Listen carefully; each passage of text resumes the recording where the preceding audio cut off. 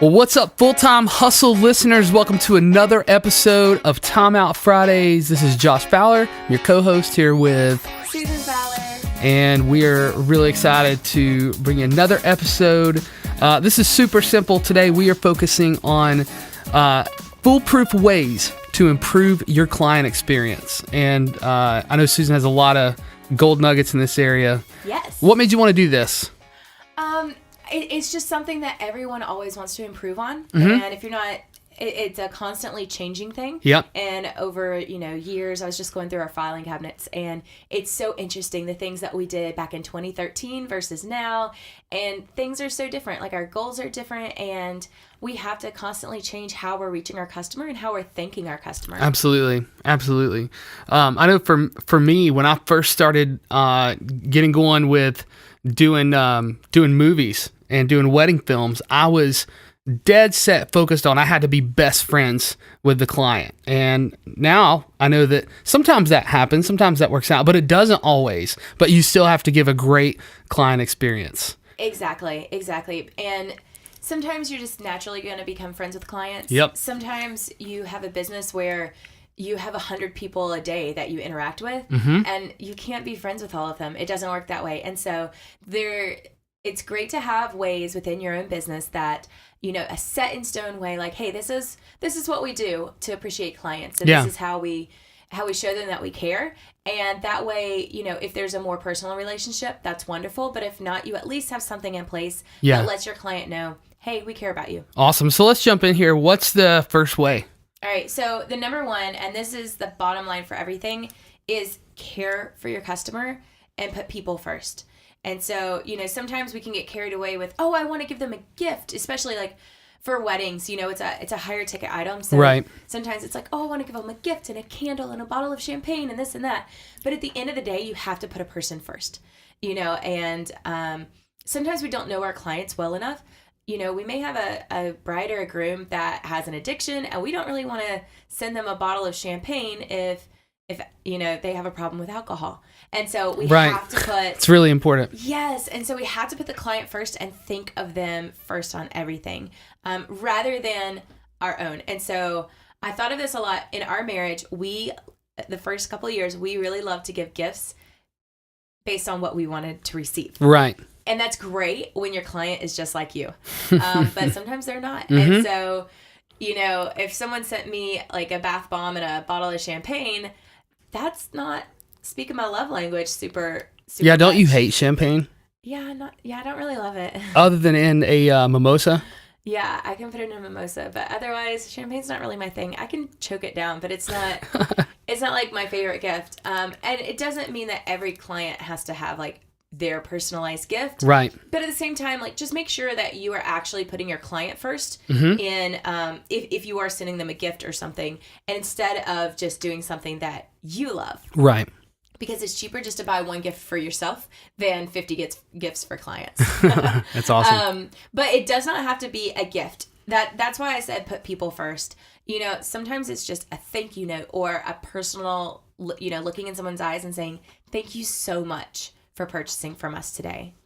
So the second thing is when you have more of a personalized client experience, more than just like a retail location, it's someone that you're spending hours with over the course of their purchase. It's really great to be familiar with the different love languages, because you can start to point them out in people. Okay, Not now that you want to tell them that, but now you can start to pick them out in people. For our listeners that don't know the context of what you're talking about, what do you mean when you're talking about love languages? So basically, there's a book. Mm-hmm. Read it. It's great. It is by Gary Chapman, and it's called The 5 Love Languages. One, it'll help you in every aspect of your life, just communicating with people. We think of it as in like, oh, marriage, like know your husband and your wife's love language. But the thing is, everyone has one. Right. And, like our kids have love languages. They love to be snuggled, and they love quality time. And so one of them loves gifts. One of them loves gifts. She got that from her dad. But knowing that is important. So, you, before we really talked about our love languages, you would think like, oh, I want to get Susan a nice gift. And that is not my love language. I mean, gifts are great, but it's not what speaks to me. Wash the dishes and I will be just as happy. Hey, I thought you were going to turn that on silent. I did. I was trying to make sure it was on silent, and I hit the find my phone thing. You do that a lot. God, it's so annoying. I wish it wasn't right next to the silence Josh button. has a Apple Watch, and he just set off his alarm on purpose. Well, on accident. Accidentally on purpose. He literally just pressed the alarm button. One time he So accidentally called the police while he was trying to sweep the floor or something. I didn't call the police. My watch did. Yes, and it sent out an alert to the people on your emergency contact list. Yeah, okay. For a half a day. Yes. Note that, Apple. Improve your client experience. Oh, okay. Ooh. Back to client experience. So learning love languages. It's not hard. There's 5, and it's pretty easy to start picking them out in people once you're looking for it. And so if you work with clients, like I said, over days or weeks or months, this is a great one to, once you're really getting to know them, to think of okay, what do they love the most? I have a friend. She was actually on the podcast, Carla Mincer. A lot of times she will send something called a cookie text. It's a local company that makes cookie cakes and writes messages on them for you, and they deliver them. And so it's brilliant. It is so brilliant. And Carlin utilizes that. It's great because it's a local company and it's a personalized message. And so it is so funny because people will post the pictures on Facebook of what she sent them.